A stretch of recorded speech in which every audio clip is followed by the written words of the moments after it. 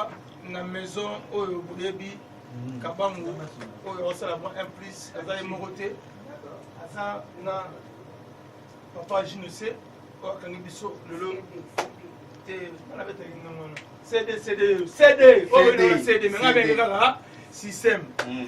bon toza awa na mama ana tosisi eloko toza na chaîne na bino www.1j4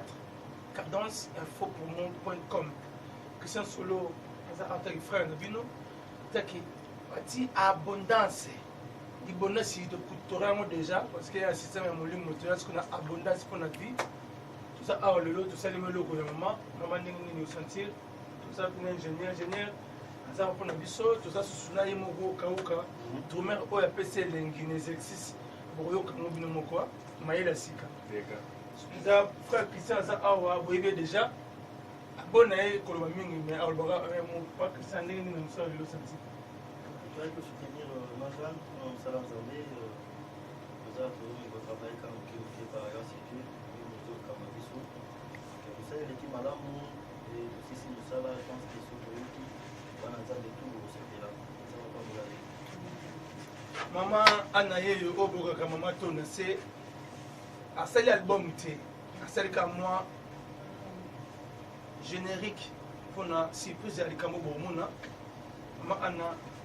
Des phrases na bato bana nga oyo so pambola bino peuple de Dieu yesu aza nzambe oyo ezalaki kaka intro moko nasali mpona kotelemisa bamama mpona kotalisa bamama ke na mwa mayele oyo nzambe azopesa biso donc tokozala baévangéliste kaka mpona kofongola buku koteya te tokoyeba koteya mpe na nzela banzembo mpe na nsima nango eza na surprise oyo na ntina tosali likambo oyo okoyeba yango nsima ke le seigneur kauka tokola nzambe na yo oyo osali lelo tubaba na nzambe ndenge tolobaka kaka boyoka boloko oyo tosali nayebi ke motu nyonso na coin na parle chez yo nayebi ke efortifie yo donc boyoka ngo eza pena na makambo ya nzambe na kati na molimo ngoko ya mystique donc boyoka ngo kota matoi oyebi kaka ndenge ezalaka mingi olobo eza te mama Yvonne okotema mpe okumisa nzambe na yo parce que awa toza na studio de sisi omoni nini awa telema na komona yesu kristu telema mpena parce que bamona yo mpe eloko nini yo santi awa lelo omoni nini natala caméra na komona yesu kristu napamboli nzambe na kokomela tete de sikoyo par rapport à émission ya mama donc nakumisi nzambe na kokuta na nzambe. Merci beaucoup lelo toza awa na bino parce que bolanda kala te bozonga lelo na pourquoi parce que papa Christian asepeli na babi na mosala nzambe tonisu na besoin te babonelaka bato oza mwana nzambe ozali bombo ya nzambe so babengi oye eloko asala oti dre mpona ya ti Paris asengi mbongo te apesika bolingo parce que yango wana babengi mwana nzambe obali nosika na mosala yango na ya kala toaka bana nzambe bakojuge yo te mais na mosala nyonso osengaka toujours fo bolingo ezala afana okoma na danger sokoka fo bolingo ofrère nanga nasepeli kauka nasepeli kote bango na kao parce que ozala nj4 balanda yo baza awa mpona bino bona besoin na bango bobenga bango bocontacte nj4 balimana mozala wana bomona yango bosoutenir toujours bamama oyo baotya to na se baofukama ngai nalingai napesa mwa invitation moko na bana nzambe na bamama tokoti mois de la femme mois de mars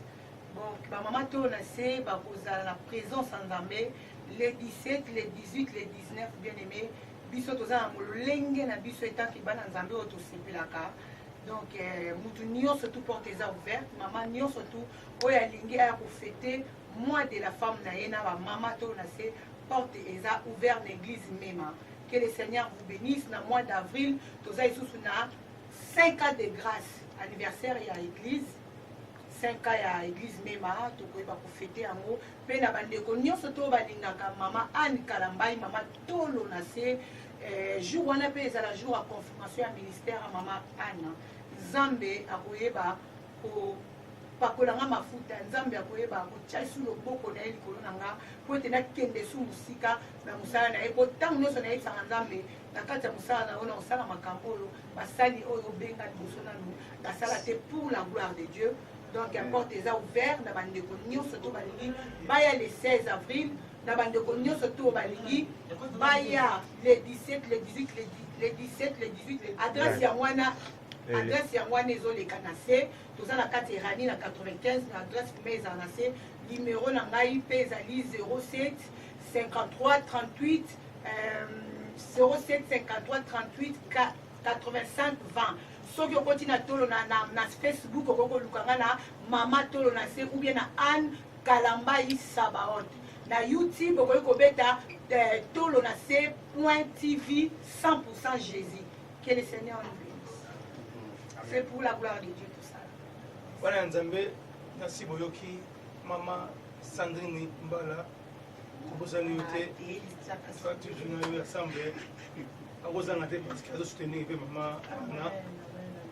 Voilà, en tout cas, et là, tu regardes tout le gens qui wana. Prochaine, il y a édition, il y a aussi ça dit comme qui autour ça ah c'est un monnaie mais tout bien mouké parce qu'il pas nzambele autour ya mouké. Mais tout le monde va venir parce qu'il doit nous mouké. Saint-Esprit a venu cambaler le lot. Et ça a été une décimée. Nzambe avec la foi ça la main ça la nipé. Donc on sait la médecine va frère na ngai kauka comme le kauka parce que le bête a drum oyo sangami tobona bistolo ba mingi leka no ye mais ye abika pusana muke na beta merci on ka pusenga muke ba beti pe bon santi tuka Christian na merci go beti oyo misapi wana photo sambela oso ngo pona ozo suba shoga muke te